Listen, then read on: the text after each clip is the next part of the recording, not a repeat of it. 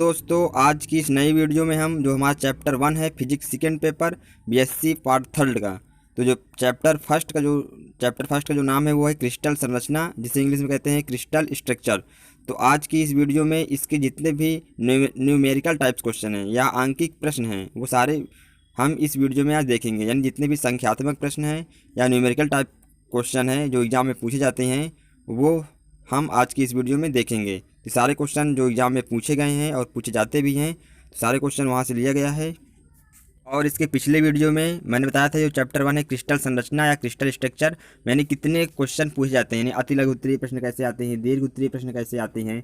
यानी इस चैप्टर के जितने भी क्वेश्चन हैं इंपॉर्टेंट क्वेश्चन थे, 20 क्वेश्चन थे। इसके मैंने पिछले वीडियो में ही डिस्कस किया है। अगर आपने वो वीडियो नहीं देखा है तो उसका लिंक आपको डिस्क्रिप्शन बॉक्स या इस वीडियो के लास्ट में मिल जाएगा। आप वहाँ से क्लिक कर उस वीडियो को देख सकते हैं। अगर आपने अभी तक चैनल को सब्सक्राइब नहीं किया है तो चैनल को सब्सक्राइब जरूर कर लें और बेल आइकन जरूर प्रेस कर दें ताकि आपको आने वाली वीडियो का नोटिफिकेशन मिलता रहे। इस चैनल पर ऐसी ही वीडियोज आती रहेंगी। तो जो हम इस चैप्टर में जो हमको यानी फर्स्ट है क्रिस्टल स्ट्रक्चर में जो हमको यानी फार्मूला याद रहना ही चाहिए, तो वो है जालक नियतांक, जिसे जालक नियतांक को हम इंग्लिश में कहते हैं लैटिस कांस्टेंट। जालक नियतांक को इंग्लिश में कहते हैं लैटिस कांस्टेंट और इसे ए से लिखते हैं। तो ये फार्मूला हो जाता, जो लैटिस कांस्टेंट का जो फार्मूला होता है H equal to small N capital M upon rho N zero की पावर 1/3। जहाँ पर जो ये रो है डेंसिटी को बताता है या घनत्व बताता है, यानी घनत्व को इंग्लिश में कहते हैं डेंसिटी। तो ये रो है जो घनत्व है और एन जो है स्मॉल एन जो है वो परमाणुओं की संख्या बताता है या नंबर ऑफ एटम्स है स्मॉल एन। और जो एन जीरो है वो एवोगैड्रो नंबर है या एवोगैड्रो संख्या। और जो एम है वो अणुभार है, मोलर मास है। तो इस फार्मूले में हम सबको जान गए, एल जालक नियतांक, एन परमाणु की संख्या, कैपिटल एम अणुभार और रो घनत्व और एन जीरो अवोगैड्रो संख्या। और जो दूरी का फार्मूला होता है, दूरी को डी से लिखते हैं, d equal to 1/√h² upon a square plus के square upon b square plus L square upon c square. ये दूरी का फार्मूला होता है या डिस्टेंस का फार्मूला तो होता है, जहाँ पे H comma k comma L ये सब है मिलर निर्देशांक है। और घनी जालक के लिए, घनी जालक को इंग्लिश में कहते हैं क्यूबिक लैटिस। क्यूबिक लैटिस के लिए वेक्टर माड vector a equal to mod vector b equal to mod vector c equal to ए लेंगे। क्यूबिक बॉक्स में क्यूबिक के लिए तीनों ही इक्वल होती हैं क्यूबिक के केस में। तो इस फार्मूले को हम इस वैल्यू को ऊपर पुट कर देंगे यहाँ पे, तो ये आ जाएगा distance formula d equal to A upon under root. इस फार्मूले में हम यहाँ पे रखेंगे यानी mod vector a equal to mod vector b equal to mod vector c equal to a रखेंगे। तो ये फार्मूला हमारा हो जाएगा डिस्टेंस का d equal to A upon under root h² plus के square plus L square. Cubic box के लिए ये फार्मूला है डिस्टेंस का। चलिए अब क्वेश्चन को देख लेते हैं। तो जो हमारा पहला क्वेश्चन है, एक सरल घनी जालक 3,2,1 तल के लिए अंतर पृष्ठीय दूरी की गणना कीजिए। दिया है क्वेश्चन में जालक नियतांक यानी जो ए की वैल्यू है वो है 4.2 इंटू 10⁻⁻10 मीटर। या इसी क्वेश्चन को इंग्लिश में देख लेते हैं, calculate the interplanar spacing for a 3,2,1 plane in a simple cubic lattice given lattice constant a equal to 4.2 into 10⁻⁻10 metre.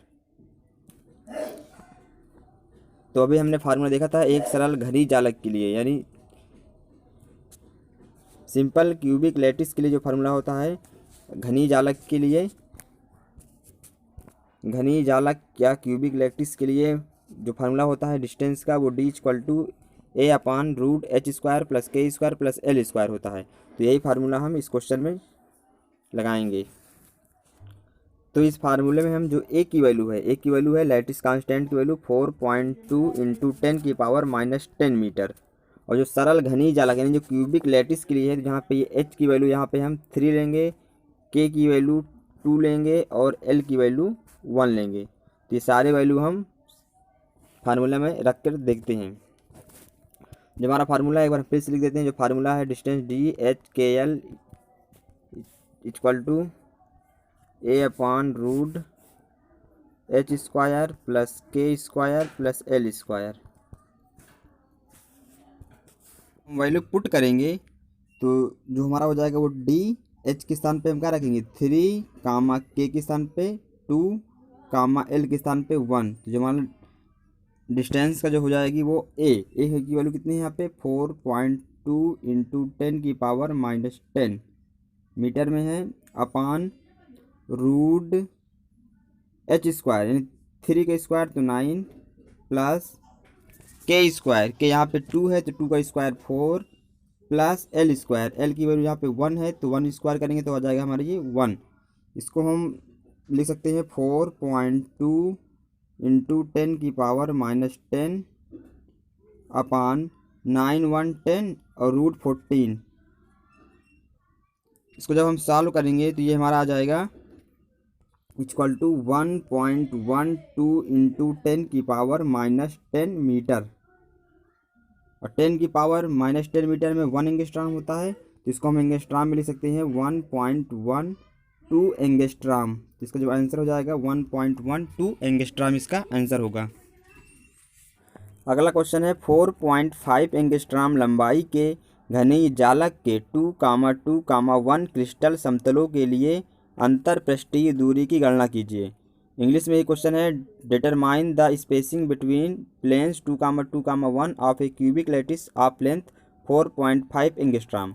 जो यहाँ पे जो ए की वैल्यू है वो 4.5 एंगस्ट्राम हो जाएगा, और एच की वैल्यू यहाँ पे 2, के की वैल्यू 2, एल की वैल्यू 1 लेंगे, और वही फार्मूला जो हमारा है सिंपल क्यूबिक के केस में या घनी जालक के लिए, सरल घनी जालक के लिए जो फार्मूला हमारा था D h comma k comma l equal to A upon root h square plus के स्क्वायर प्लस एल स्क्वायर।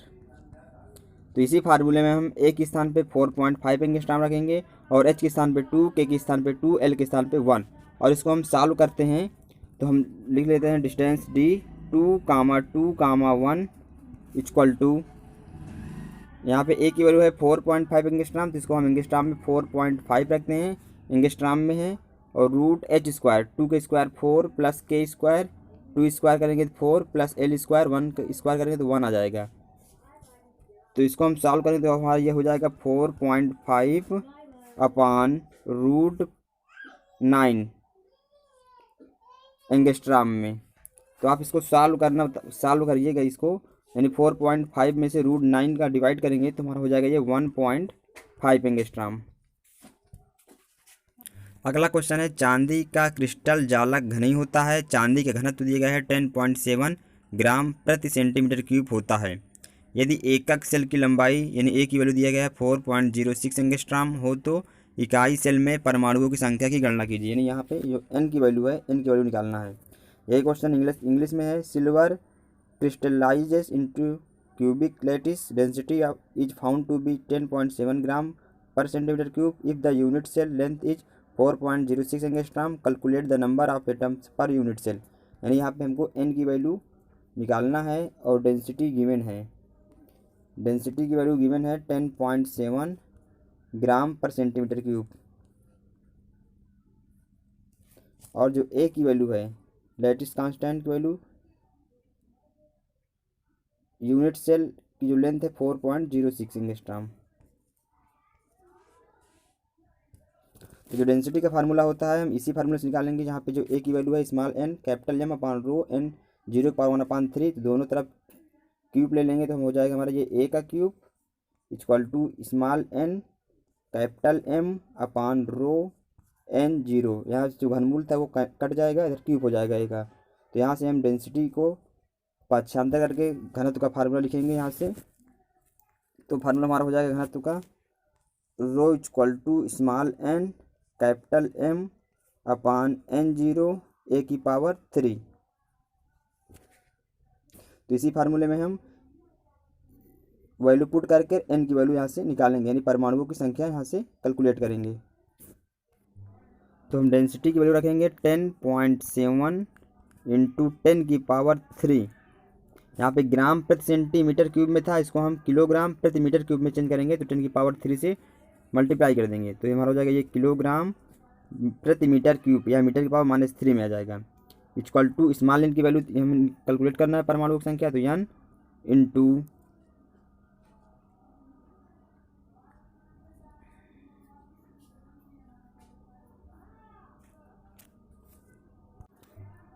और यहाँ पर जो कैपिटल एम है वो अणुभार है, तो अणुभार की वैल्यू जाएगी 108। सिल्वर का निकालेंगे तो अणुभार 108 होता है, मल्टीप्लाई बाई 10 की पावर -3 किलोग्राम प्रति मोल या मोल इनवर्स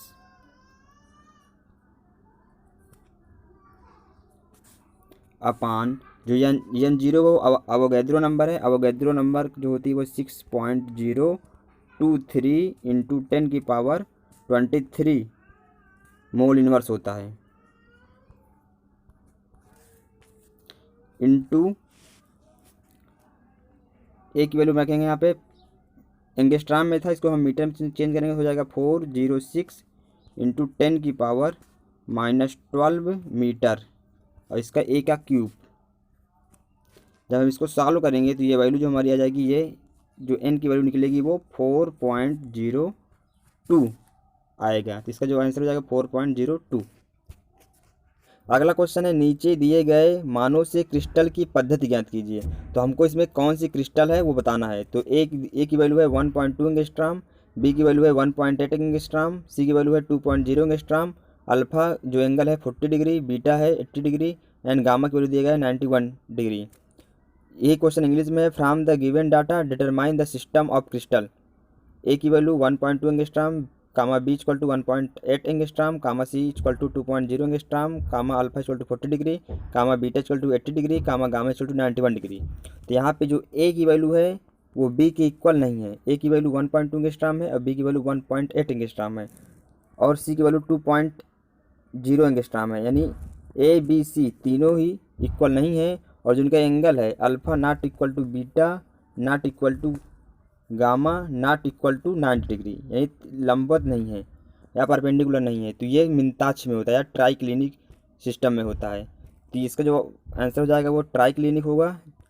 जो क्रिस्टल की पद्धति होगी वो ट्राइक्लिनिक होगा। ट्राइक्लिनिक को इंग्लिश में कहते हैं मिनताक्ष।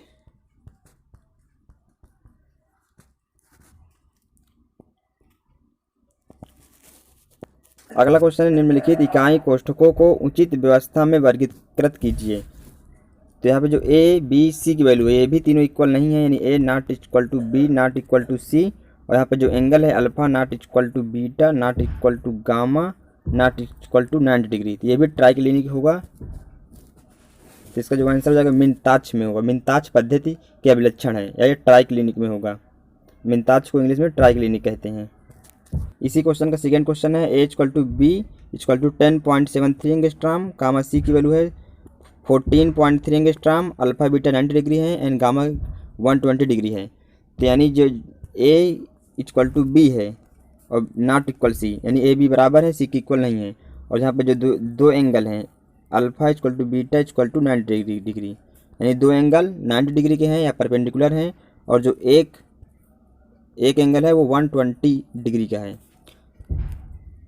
तो ये होता है हेक्सागोनल में होता है, जिसका जो आंसर हो जाएगा वो हेक्सागोनल। हेक्सागोनल कहते हैं हिंदी में खटकोणीय।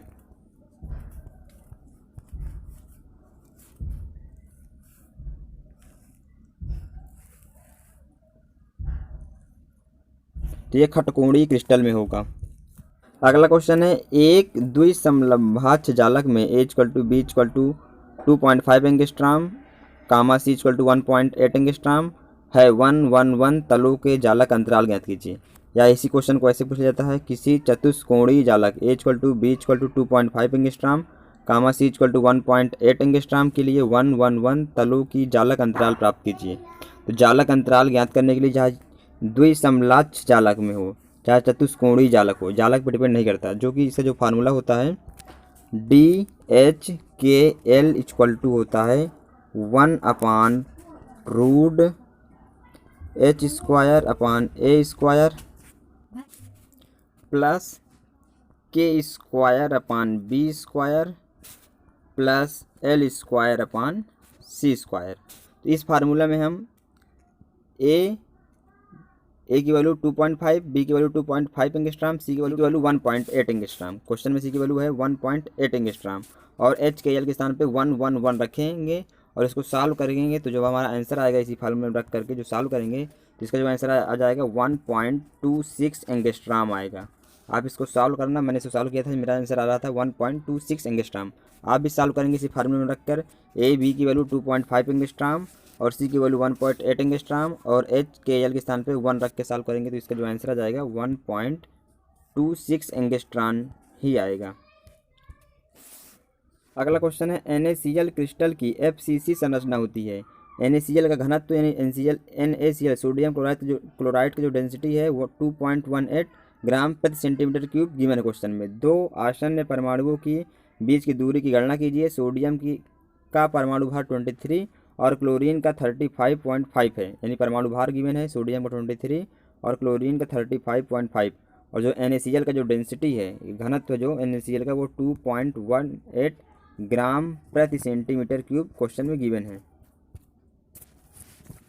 तो यहाँ पे जो डेंसिटी की वैल्यू गिवन है 2.18 ग्राम प्रति सेंटीमीटर क्यूब, और जो अणुभार है सोडियम क्लोराइड चाहिए अणुभार हमको, तो Na का दिया गया है 35.5, Na का 23 है और क्लोरीन का 35.5 और Na का 23, इसको ऐड करेंगे तो हो जाएगा ये हमारा 58.5। और जो N है परमाणु की संख्या NaCl क्रिस्टल की FCC संरचना होती है। तो FCC यानी फेस सेंट्रल क्यूबिक में जो N की वैल्यू होती है वो 4 होती है, इसको हम निकाल सकते हैं।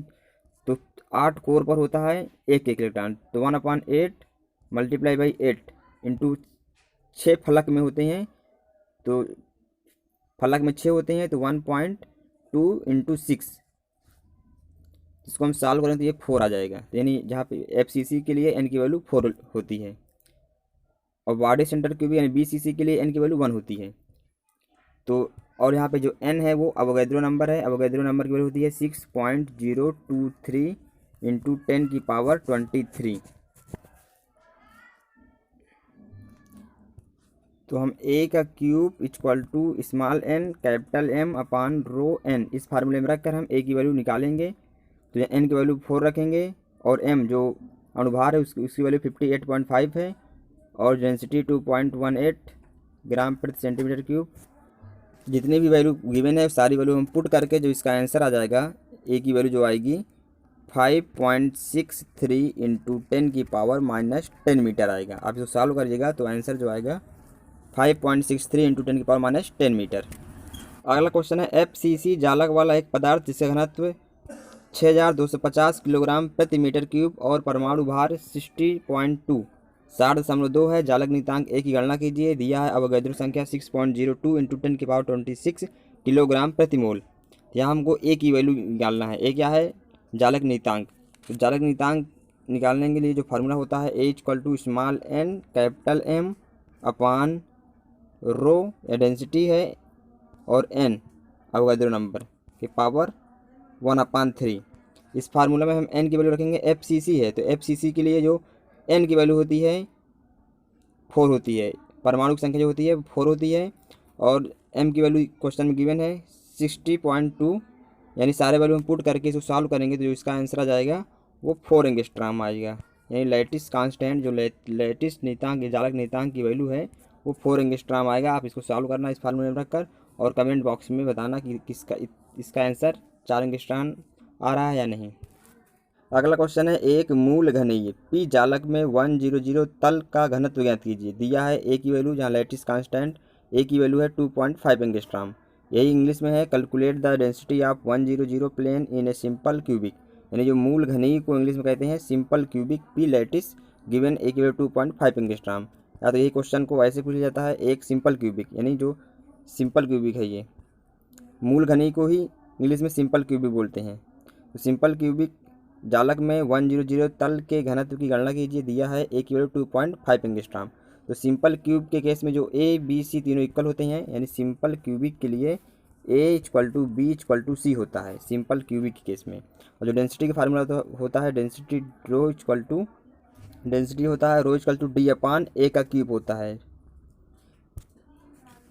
तो सिंपल क्यूबिक के लिए हम D की वैल्यू निकालेंगे D100, यानी H के स्थान पे 1, K के स्थान पे 0, L के स्थान पे 0। तो ये हो जाएगा A upon root H square, 1 square करेंगे तो 1 प्लस K स्क्वायर, 0 स्क्वायर करेंगे 0 प्लस L स्क्वायर, यानी 0 को स्क्वायर करेंगे तो 0। तो यानी इसकी वैल्यू जो आ जाएगी D की वैल्यू वो A आ जाएगी। और फिर जो डेंसिटी का फार्मूला होता है rho equal to A upon A का क्यूब, यानी D की वैल्यू हम A निकाल लिए।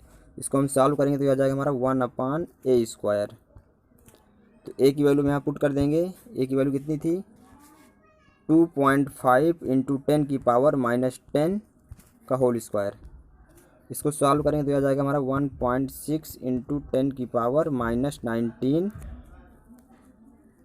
इसका आंसर हो जाएगा। अगला क्वेश्चन है, एक साधारण घनी जालक में 1 3 का बार 2 तलों की तीनों अक्षों में काटने का अनुपात निकालिए। तो ये जालक में ये जो दिया गया है तल, ये यक्स कामा वाई तथा जेड अक्षों के जो अनुदिश तल दिया गया है, ये यक्स कामा वाई तथा जेड, जिसके जो द्वारा जो काटे हुए भाग हो जाएगा वो 1:3 का बार, तो इसको हम करेंगे -1/3, रेशियो 2 है तो 1/2,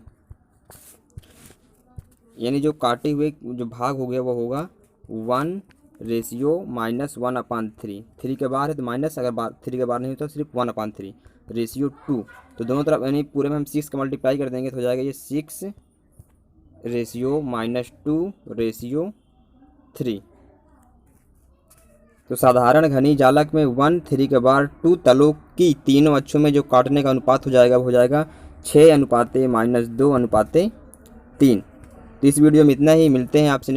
अगर वीडियो आपको अच्छा लगा हो तो वीडियो को लाइक जरूर कर दें और चैनल को सब्सक्राइब जरूर कर लें ताकि आपको ऐसी ही वीडियो मिलती रहें। मिलते हैं आपसे नेक्स्ट वीडियो में।